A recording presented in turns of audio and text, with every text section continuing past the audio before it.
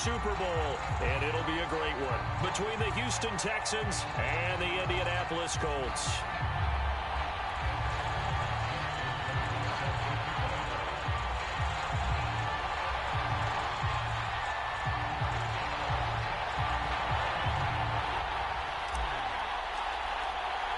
The winner gets a trip to sunny Arizona for Super Bowl 57. The AFC title game is underway.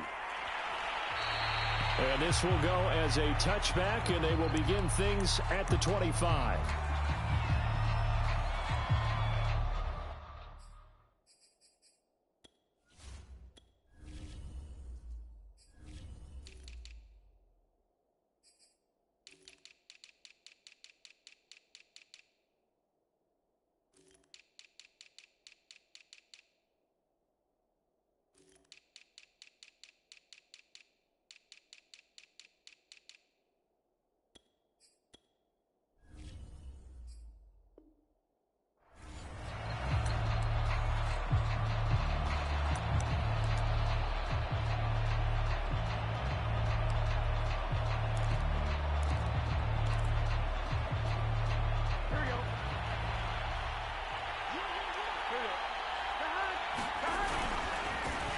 Here's the first carry for Austin Eckler. And not much to speak of. Call it a 1-yard gain up to the 26. No doubt about it. A really nice job there by the defense, not allowing him to get to the perimeter. But that means your defensive ends, your outside linebackers, the guys that you pay big money to sack the quarterback, they also have to have interest in the running game as well. And they did a nice job there of holding the point of attack and not giving ground. Now it's 2nd and 9.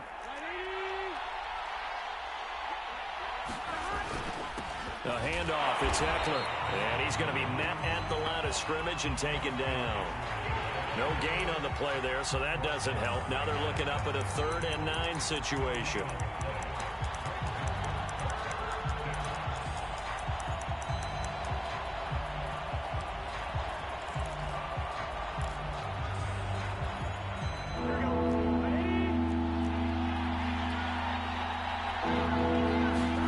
Now it's Burrow. He's got his target. It's the tight end, Tyler Higbee. And he gets this up to the 34 out of bounds there.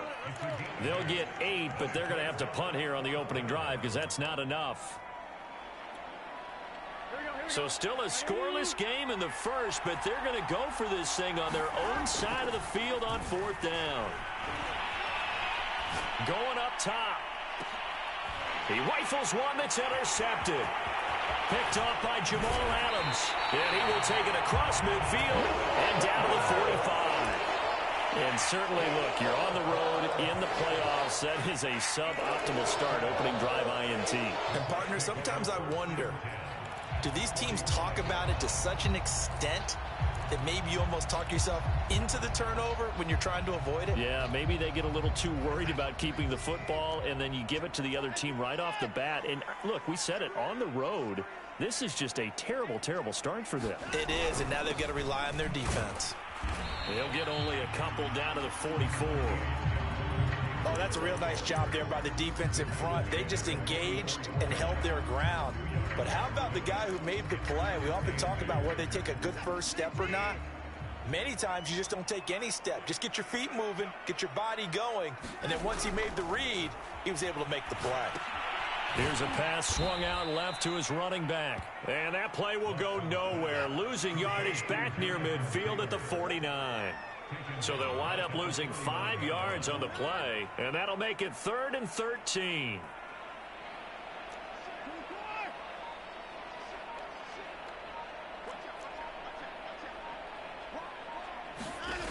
From the gun, here's Watson.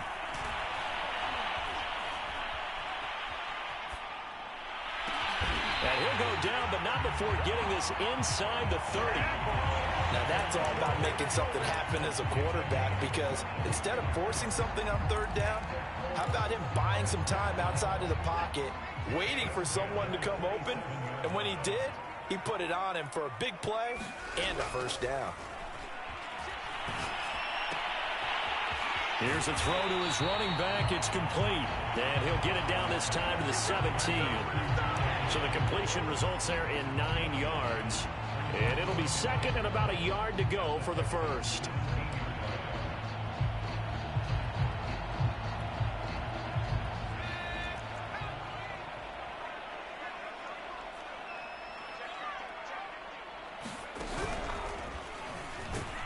And he stopped immediately there. Not enough there for a first. No gain, as a matter of fact. And it leaves them at 3rd and 1.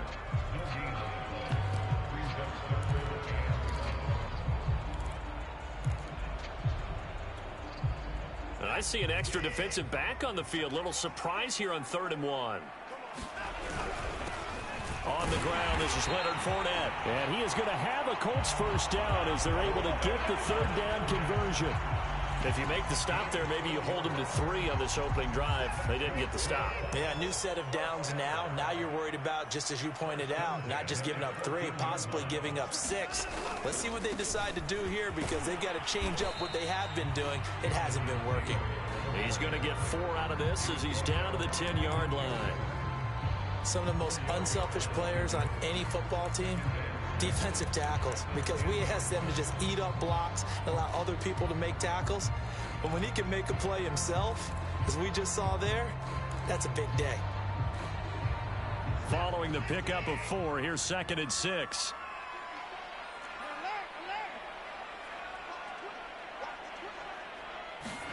They'll try the air now with Watson. They'll set up the screen to Taylor. Nothing on the screen that time. Now it's 3rd down.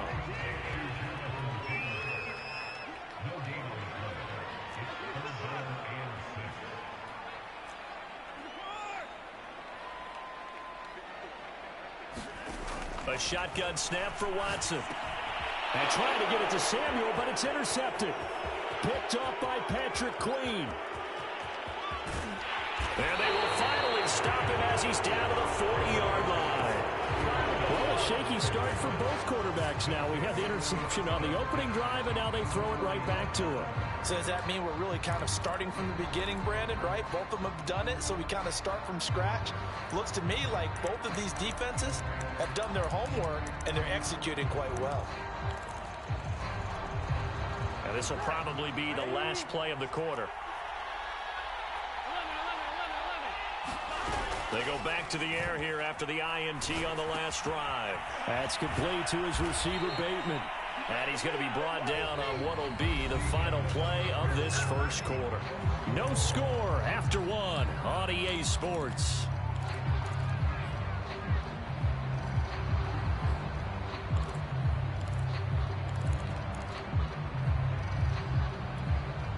So 1st and 10 now from the 30. Off the play fake, here's Burrow. Open man, Higbee, the tight end. 3 yards the gain there, 2nd down. Well, that's always a good place to throw it, just because he's one of the biggest targets not only on his team but in the National Football League. And you and I both know the quarterbacks love these large-bodied tight ends, and why not? Nowadays, they're really wide receivers who are just taller and have a little bit more weight. These guys catch the football, make big plays downfield. In the old days, we wanted them to block. Now coaches want them to catch the football first. The good signal callers would never go back in the huddle and play the blame game because they need those guys to protect him. But on that last one, his offensive line, they lost their leverage very quickly, and that's why they were able to get to him and hit him as he tried to throw the football and force an incompletion. And Burrow going to throw again. And that's going to be incomplete. The contact there enough to jar that ball free, and it brings up 4th down. Now the Texans are going to call on the field goal unit. Spotted at the left hash, this from 45.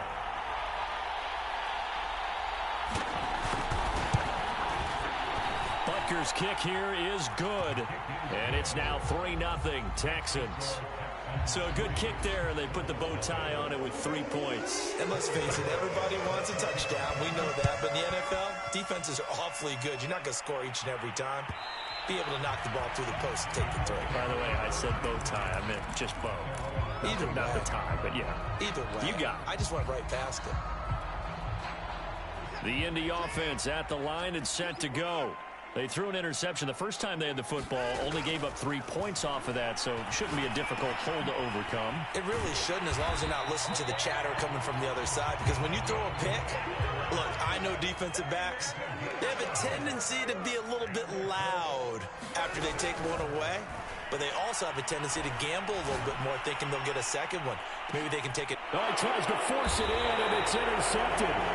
Picked off by Jordan Poyer. And the Texans are going to get the football back at their own 17.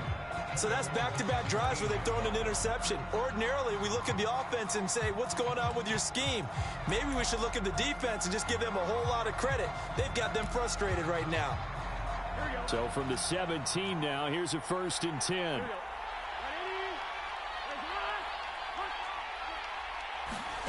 Out of the gun, it's Burrow. Incomplete. And I can see the officials kind of looking at each other down there, silently wondering, does this meet the level of grounding? Fortunately, he did have a receiver in the area, but I have seen less obvious throwaways called as penalties.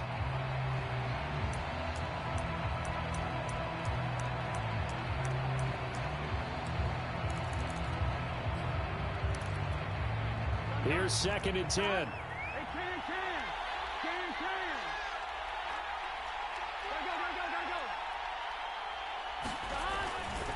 On the give, this is Eckler. 4 yards the gain, and it'll bring up a 3rd down. Brandon, all things considered, they have to feel pretty good about getting that type of a gain, considering the blitz that they just had against them.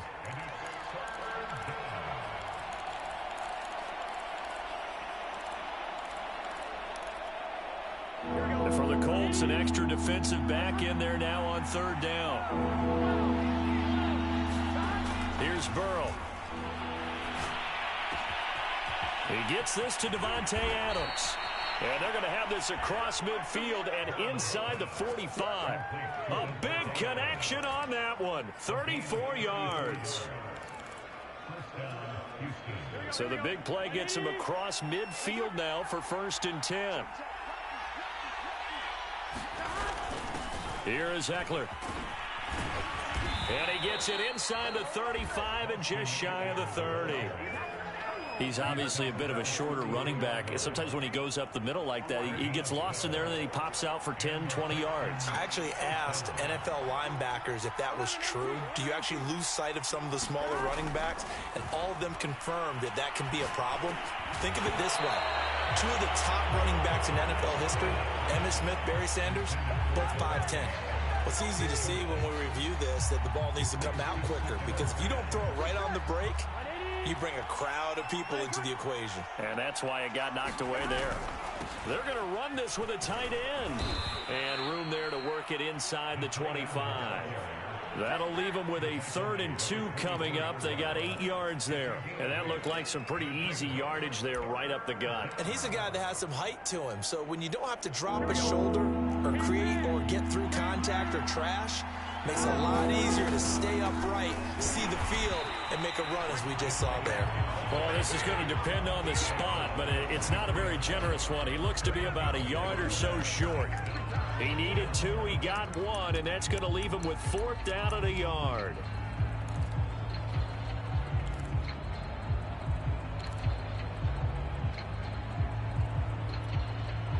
They don't need to run another play here before the 2-minute warning. Let's see if they do it anyway. 4th down. Here's Joe Burrow. Oh, into a sea of defenders and intercepted. Picked off by Jamal Adams. The 40. Past the 20. Prime time, baby. And he will bring it back. An interception return for a Colts TD.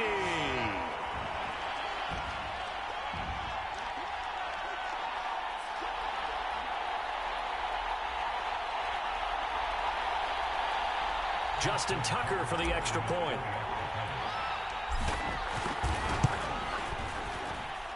And this is up and good to make it 7-3. Now the Texans will burn the first of their timeouts. So as they take it over, we step aside. So they'll get another shot on offense following that pick 6. And now the kick is away. No return here for Patterson, so they'll begin things at the 25-yard line.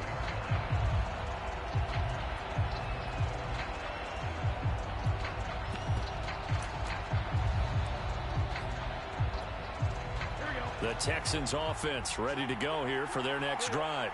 And last time, decent field position through the pick six. Obviously costly.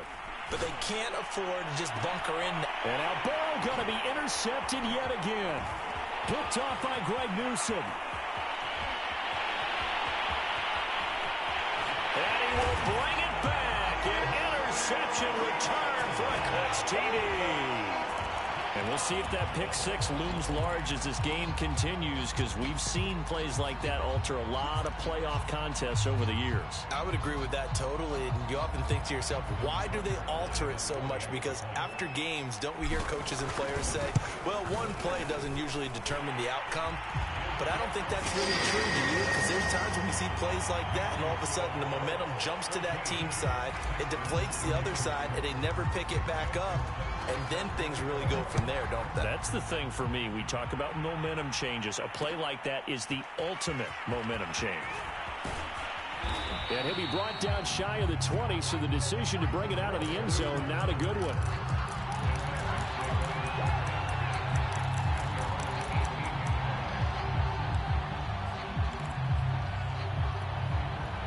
The Texans offense ready to go here for their next drive. They trail early on the road in the playoffs. Not a great combination as they've got it 1st and 10. And he'll be taken down, but not before he gets this football out shy of the 30 to the 29.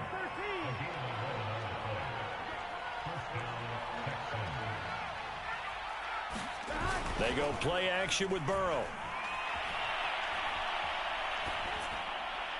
And incomplete. Defensively, Charles, they continue to really limit this offense as far as yardage goes. Yeah, you're exactly right. They've been assignment sound, staying in their lanes, keeping proper leverage, and communicating well, too.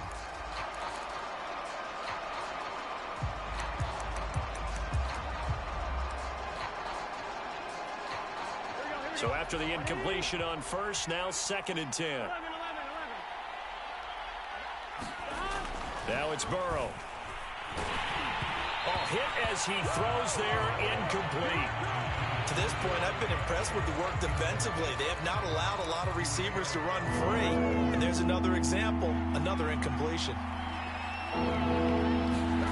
On 3rd down, Burrow.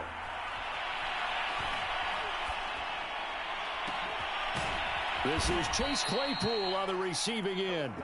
And he is going to have a Texans 1st down as they're able to get the 3rd down conversion.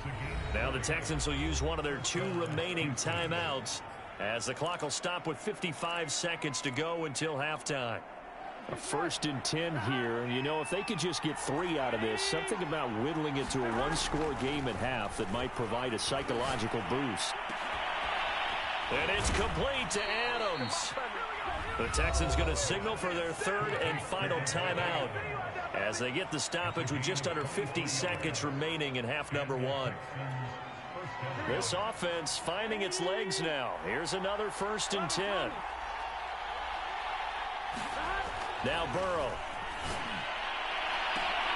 And his pass is intercepted for the 4th time today. Picked off by Jamal Adams.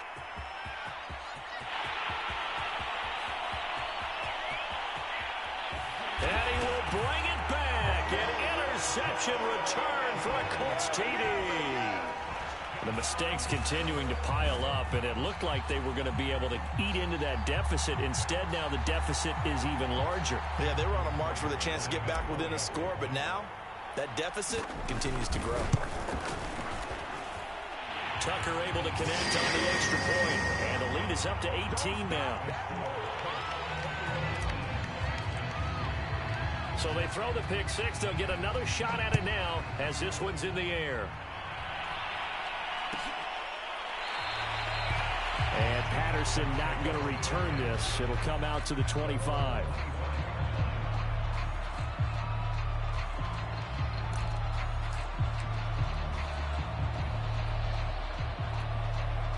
The Texans offense ready to go here for their next drive. And with a 3-score deficit staring him in the face, they might have to press the issue here and try to get points out of this drive. And defensively, they're just looking to keep him contained as they're able to get him down. Give him 5 on the carry there, and it'll be second down. They'll keep it on the ground again here. And he'll just keep 2 hands on the football as he'll be taken down after a short pickup. It'll be a gain of 3 on what should be the final play of this first half. So we come upon halftime in the AFC title game as we send you down to Orlando, where Jonathan Coachman has our EA Sports halftime report. Coach.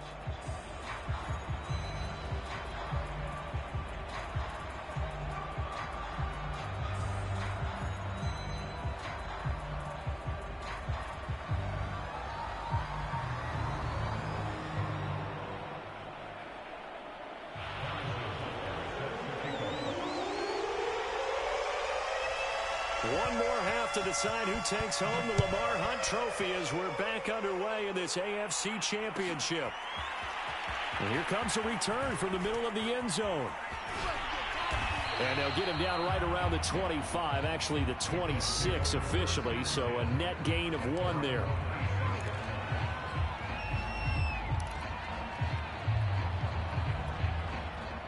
The Colts come to the line ready to start their next drive. And I think here with the lead, CD, they have to resist that temptation to kind of looking ahead. Would you agree? Absolutely, I would agree, because they know the stakes. They know the winner of this game goes to the Super Bowl. And this one, it's... There he goes, right side. Touchdown, Indianapolis. Deebo Samuel, 74 yards. And the Colts continue to show why it pays to play at home in the postseason as they add on to their lead. Tucker with the extra point, and they open the lead up down to 25.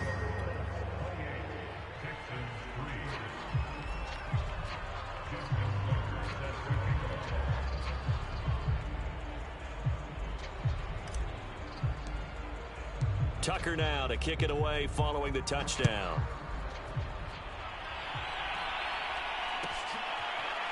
Cordero Patterson to return it, bringing it out of the end zone. And Patterson will not return it. It comes out to the 25.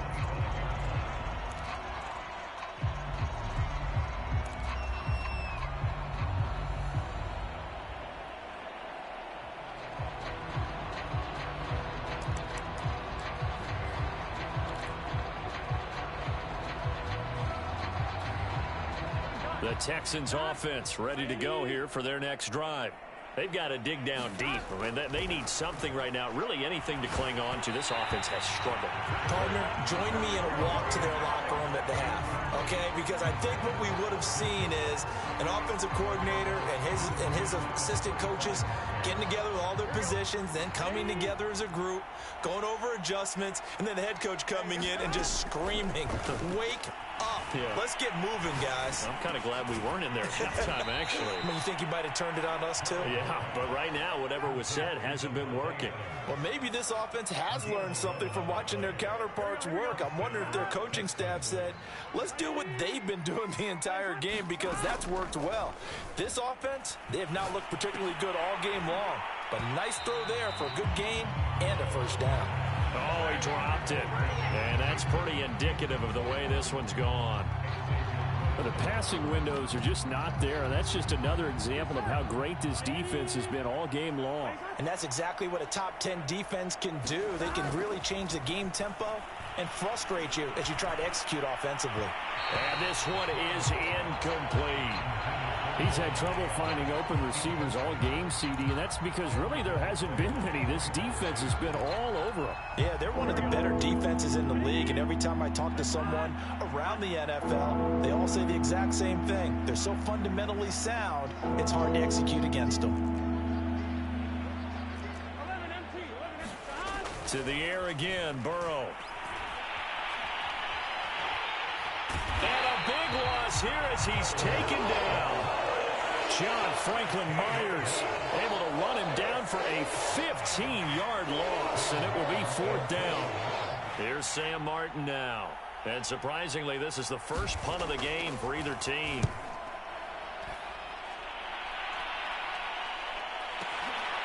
This is brought in at the 21. That's going to go in the books as a 55-yard punt. Well done. And the Colts will go on offense here, 1st and 10. The Indy offense at the line and set to go. And last time the formula was pretty simple. One play drive, long pass. That maybe they just want to do that again, right?